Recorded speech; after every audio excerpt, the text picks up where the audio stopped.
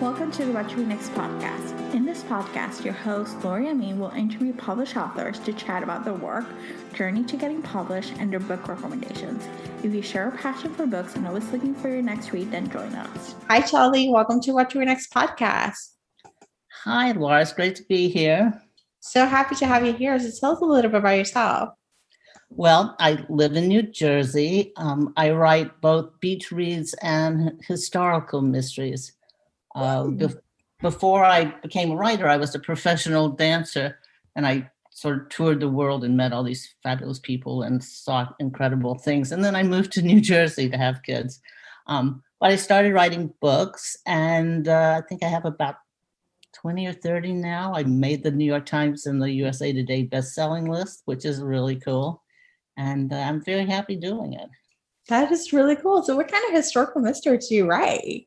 Like, do you have a time period that you write for? Or yeah, I have one series that takes place at Newport during the 1895, I think. The height of the Gilded Age with all those huge cottages. And I have a new series. I just turned in the fourth one. No, the fourth one's coming out in November. That's in Manhattan in the 1907, 1908, and stars a young widowed dowager countess that's come to the New World to make her fortune. Of course, she ends up having to investigate murders, so it's a lot of fun. Oh my gosh, that's a lot of fun. I love Gilded Age. So you had me at Newport 1890. Oh, I know. I mean, the fashion alone, right? Yes, the fashion. I adore, I don't know, the inventions of stuff. I live in New York for a long time. So it just reminded me of in New York, an era, things are they're still alive, or they're just getting started, new things, new beginnings. That's why that period to me is so interesting, because it was like the new woman, all the Victorian stuff was kind of going out, and all this incredible new inventions and jobs and education. It's really a fascinating period. Yeah. Oh, so exciting. And so you write beach reads too. So what inspired you to write some beach reads? Which are perfect for the summer. We'll be talking about one of them today. They're perfect for the summer time to read. Well, they are, I call them, they're about women and dealing with life. Mm-hmm. So, there's some romance and there's some, I don't do tragedy or any of that kind of stuff. They're very uplifting HEA kind of happy ending kind of stories. I call them, actually one reviewer called them beach reads with substance, because I do like to deal with things that really make a difference in our lives. I mean, real problems. But I just call it grown-up girls trying to figure out stuff at the beach. So I love this. And so were you always a reader, or are you a writer? Writing which one came first, the writing or the reading? Oh, well, it's hard to say. I was definitely a reader. I was born and raised in the South, and the summers were so hot that I would be one of those nerdy kids that would reach the 100 books read over the summer first at the library. But I also started writing very young. I remember that I had a story about ducks and puddles and things like that. So I mean, I was up there with both reading and writing. In fact, not long ago, I was cleaning out some boxes from my mother's house, and I found some crazy stories I wrote when I was maybe 12. I don't know why I did it. I don't remember doing it, but there they were. Oh my gosh, I love this. I love when it's start young, and then you just you don't realize it until years later. It's that little seed of a dream just became reality. Yeah, I never even sort of acknowledged it. Mm-hmm. I didn't start writing until after I had my first profession. So, I took a course at NYU just out of the blue one time, and went, oh, this is cool. I just sort of fell into it. Oh, that's so cool. I love this. I used to work at NYU, so I'm always fond with those memories, It's a good school. So let's see. What has been the process of writing during the pandemic? Has it been any easier, any harder? Has it been the same? Well, it's strange because at first, because I work at home. So my morning consists of getting up, getting coffee, going to the office in the next room. So I didn't really notice. And plus I was under, I had 2 deadlines ahead of me. So it was just work as usual. When I started noticing things, when it started getting to me, I think is when I realized that, around 4 or 5 o'clock, I usually can finish up, maybe have to do a little social media or, some things. But that's when you go out and meet your friends at the bar or have dinner and there was none of that. So that became very wearing. But I always try to remember, like so many people had it so much harder. I have a nice place and a yard that I could get out into, so yeah, it was kind of intense toward the end, but got 2.5 books done in that year.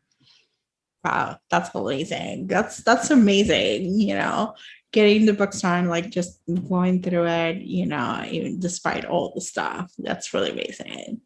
It kind of just it's kind of the same, really. I mean, you just have to put on blinders and just do it.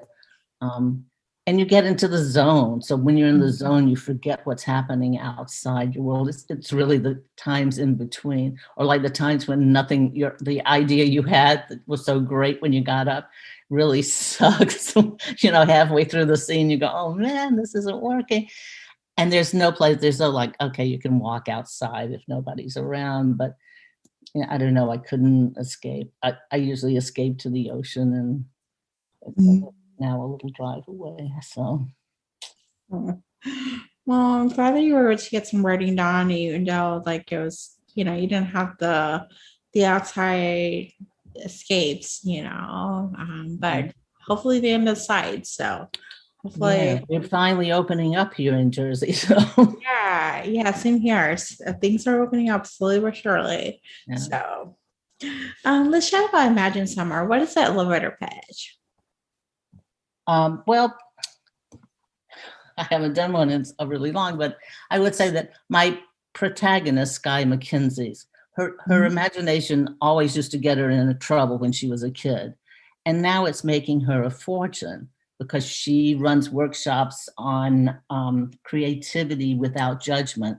And it's for everybody, from children to stressed out executives, and everything is going great until her estranged sister shows up in town, bringing Skye's teenage soulmate in tow and starts to disrupt Skye's life and the town she's grown to love. So, and it gets more chaotic from there. Takes us on a journey. So what do you hope readers to get out from reading the story? Well,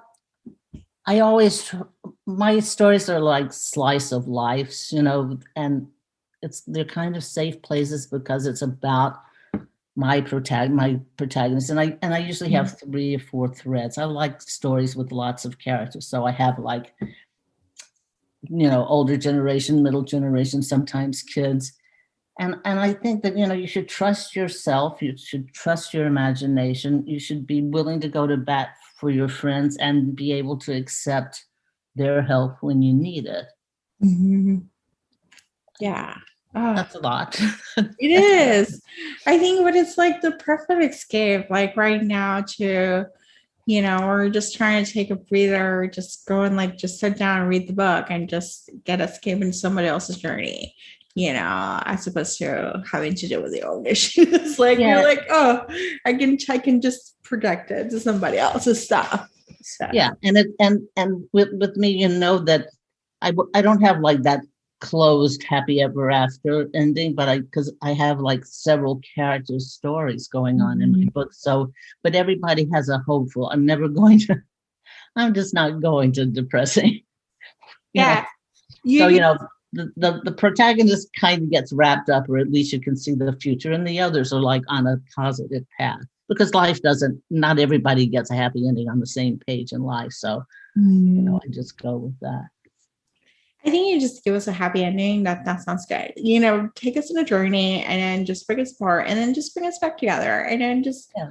everything's gonna be fine. I think that's kind of like the type of book that I read is like it just everyone needs to be fine at the end, like some sort of fine. Exactly. I actually one time I was at the conference and this woman came up to me and said, I just want you to know that I've been in a really bad place lately and your books lifted me up. Mm-hmm. And so she walked away. I was so astonished because I'm not like an inspirational kind of writer. I just kind of tell it like I see it. And I never thought about, really helping somebody in that way. So that was sort of an eye opener for me. And it really made a difference to the way I approach writing now. I love this. And so talk to us about your November release. What are you releasing in November? There's a new Lady Dunbridge Gilded Age Manhattan mystery called A Secret Never Told. And Lady Dunbridge takes on a group of irate psychoanalysts and Coney Island. It's quite fun. Oh my gosh, that sounds like fun. So how do you come up with a mystery? Like, just is the idea sparked up plot comes first, or is it a seed of an idea that just like snowball from there? Like I call everybody has their name for their technique. I call my technique the glom technique because I get an idea for maybe a character and then I kind of glom someplace she lives. And then I kind of come up with another character and I glom their relationship. And then I glom a possible plot point. So it kind of, my stories kind of in my head grow sort of concentrically rather than in a line until I get to the actual writing. And then you kind of have to do the linear thing. That's amazing. I love this technique. I think that's what like every person I talk to authors and they all have like different ways of writing. And it's like, I'm always amazed. Like you just have to figure out, like you got to do it and then try to figure out what works for you. Yeah, it's so true. I know people that just sit down, and now they swear they do this. I can't even picture it. They just sit down and start writing and the ideas come to them. I have to spend time before I ever I take lots of notes and like, oh, this would make a good scene. Can I use it? Who knows? And I like dash off some scenes or some things I think should happen, or wouldn't this be a good character? But I have a pretty basic idea of what's going on and who the people are before I ever sit down to write. I love this. So let's see. What has been a book you read this past year or last year or at some point that you can't stop gushing about you would recommend to our listeners to pick up? Oh boy. I really don't. I read a lot of nonfiction, obviously, in research, but I think one book that's sort of out of my regular kind of reading was let me see if I can remember the name of it. The Truth and Other Hidden Things by Lee Jeller. It's about a Manhattanite woman and her family that moved to the burbs and get in total trouble. And since I spent so many years in Manhattan, it just spoke to me. I was with her on every page. I was like, hooray for stuff. And I was cringing at other stuff that happened. It was the most actively involved I've been in a book for a while. That's a really good book. I did read it and I loved it. I thought it's a great commentary. Isn't it? Yeah. I started reading and went, oh yeah, that's my life or my former life. So that was fun. Yeah, as someone who also just left New York, and I was like, yeah, I understand. Although I always look back at the Hudson Valley with like just nostalgia of like, oh, the grass is green in Hudson Valley. Everyone's like so nice, and there's farmers market, and there's all the other greenery. like no.